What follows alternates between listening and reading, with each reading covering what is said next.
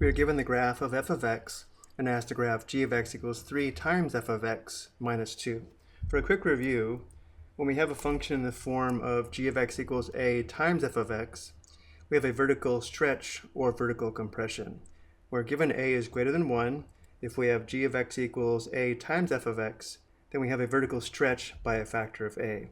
And if we have g of x equals 1 divided by a times f of x, then the graph is vertically compressed by a factor of 1 over a.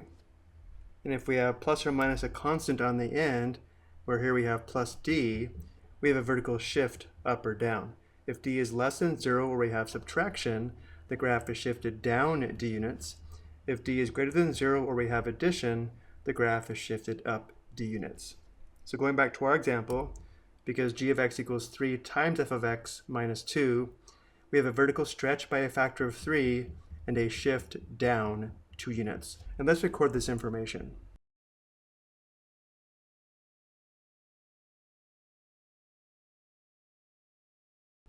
And now to graph g of x, because f of x is a segment, we can just use the two endpoints and then perform a vertical stretch by a factor of 3 and then a shift down 2 units. To vertically stretch a graph by a factor of 3, we multiply the y-coordinates by 3, and then to shift the graph down 2 units, we then subtract 2 from the y-coordinates. So let's begin by determining the ordered pairs for the endpoints. Here we have negative 2, comma, negative 1, and here we have 4, comma, 2. So starting with the endpoint negative 2, comma, negative 1, again, to perform a vertical stretch by a factor of 3, we multiply the y-coordinate by 3, and then to shift down 2 units, we then subtract 2 from the y-coordinate. So the x-coordinate remains the same, and then the y-coordinate is going to be 3 times negative 1 and then minus 2. Simplifying, we have the ordered pair negative 2, comma, 3 times negative 1 is negative 3, minus 2 is negative 5. And now I'll perform the same transformation on the other endpoint, 4, comma, 2. So we multiply the y-coordinate by 3 and then subtract 2. So the x-coordinate remains 4, and the new y-coordinate is going to be 3 times 2 minus 2. Simplifying, we have the ordered pair 4, comma, 6 minus 2 is 4. Let's go ahead and plot the two new endpoints and then graph g of x. So we have negative 2, comma, negative 5, which is this endpoint here. And then we have the endpoint 4, comma, 4, which is this endpoint here. And therefore, this is the graph of g of x. Let's take a look at a second example. Here we're given the graph of f of x and asked to graph g of x equals 1/2 times f of x plus 4.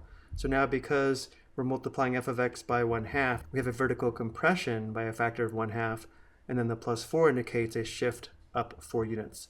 Let's record this information.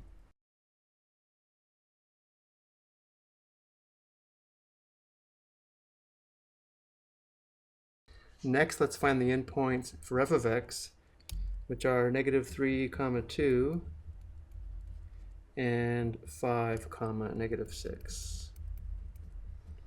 To vertically compress the graph by a factor of 1/2, we multiply the y-coordinates by 1/2, and then to shift the graph up 4 units, we then add 4 to the y-coordinates.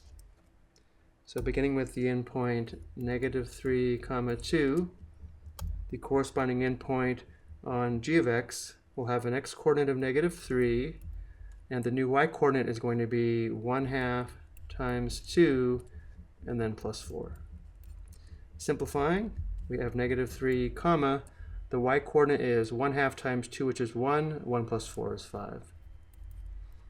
And now using the other endpoint,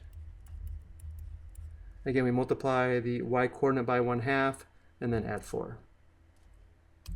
So the x-coordinate remains 5. The new y-coordinate is 1/2 times negative 6 plus 4. Simplifying, we have the ordered pair 5, comma, 1/2 times negative 6 is negative 3. Negative 3 plus 4 is 1. And now we'll plot the endpoints for g of x and then sketch the segment. So negative 3 comma 5 is here. And 5 comma 1 is here. And therefore this is the graph of g of x. I hope you found this helpful.